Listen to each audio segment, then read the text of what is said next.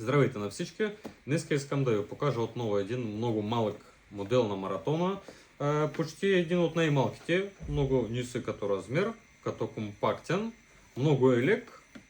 Има си подставка за фрезички. В комплекта идва ръкохватка, стойка за ръкохватка и педал. После ще покажа как се работи с педал. Включваме и сега ще покажа как се работи. Включваме. Копче за регулиране на обороти, това са като абсолютно всичките апарати.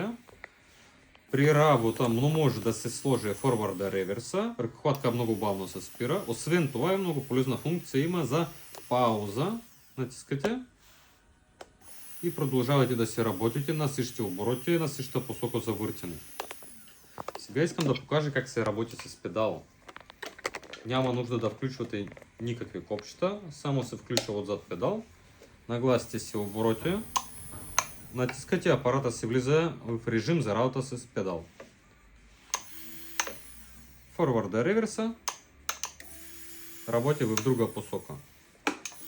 При нас на пазара най-ниска цена на този апарат. Можете да го закупите при нас на сайта.